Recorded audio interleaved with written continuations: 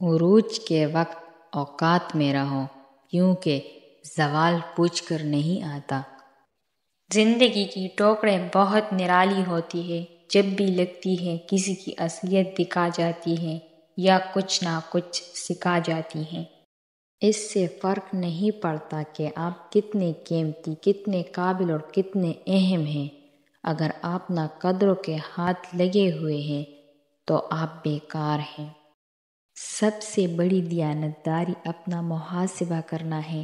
لوگوں کے دل آپ صاف نہیں کر سکتے، مگر اپنا دل صاف رکھنا آپ کے اختیار میں ہے۔ زندگی میں 2 چیزیں یاد رکھیں، جب آپ اکیلے ہو تو اپنے خیالات کا خیال رکھیں، اور جب آپ لوگوں کے ساتھ ہو تو اپنے الفاظ کا خیال رکھیں۔ بہت عظیم ہے وہ میاں بیوی جو ایک دوسرے کے عیب چھپاتے ہیں اور کسی کے سامنے اپنے شریک سفر کی برائی نہیں کرتے۔ جس نے ادا سیکھ لی غم میں مسکرانے کی، اسے کیا مٹائے گی گردش زمانے کی۔ حضرت علی رضی اللہ تعالیٰ عنہ نے فرمایا، جب تمہیں لگے تمہارا کوئی نہیں ہے تو آسمان کی طرف دیکھنا، وہاں وہ ہے جو ہمیشہ سے تمہارا تھا اور ہمیشہ تمہارا رہے گا۔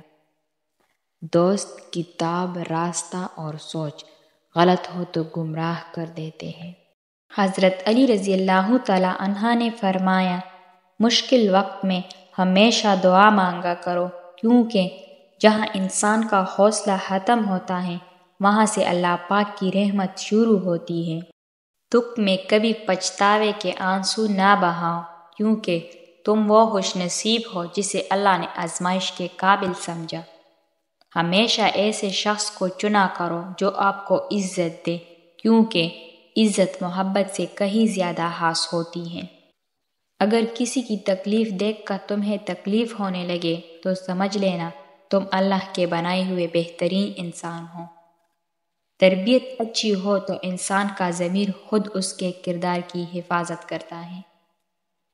کسی مشکل میں کسی بزدل سے کوئی مشورہ مت کرنا، کیونکہ وہ تمہاری بچی ہوئی ہمت کو بھی ختم کر دے گا۔ خود کا دوسروں کے ساتھ مقابلہ کرنا چھوڑ دے۔ سورج ہو یا چاند اپنے اپنے وقت پر چمکتے ہیں۔ یہ دنیا بہت خوبصورت اور پرامن ہو سکتی ہے اگر ہر انسان دوسرے انسان کو زندگی گزارنے کا وہی حق دے جو وہ اپنے لیے چاہتا ہے۔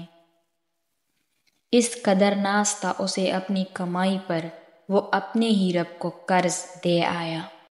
آپ اپنی زندگی سے بھلے خوش نہ ہوں، پر کچھ لوگ ایسے بھی ہیں جو آپ جیسی زندگی کے لیے ترستے ہیں۔ جو انسان اپنی قسمت پر خوش ہے، در حقیقت وہی خوش قسمت ہے۔ کم ترین علم وہ ہے جو زبان پر رہے، اور بلند ترین علم وہ ہے جو کردار سے ظاہر ہو۔ یہ دنیا قرار کی جگہ نہیں، یہاں چین بس اللہ کے ذکر میں ہے، یا اس شے میں جسے اللہ وجہ تسکین بنا دے۔ نمازیں سکون دینے لگتی ہیں جب ہم ان کو وقت پر ادا کرنے لگے۔ کون کہتا ہے اللہ نظر نہیں آتا؟ ایک وہی نظر آتا ہے جب کوئی نظر نہیں آتا۔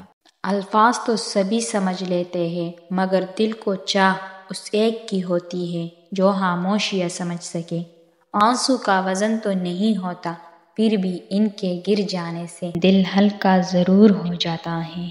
اگر آپ کو یہ ویڈیو اچھی لگی ہو تو لائک اور سبسکرائب کرنا نہ بھولیے، اور بیل کے آئیکن پر ضرور پریس کریں تاکہ ہمارے آنے والی اس طرح نئی ویڈیو کی نوٹیفیکیشن سب سے پہلے آپ تک پہنچ سکے، اور ایک پیارا سا کمنٹ بھی لازمی کر دیجیے گا۔ شکریہ۔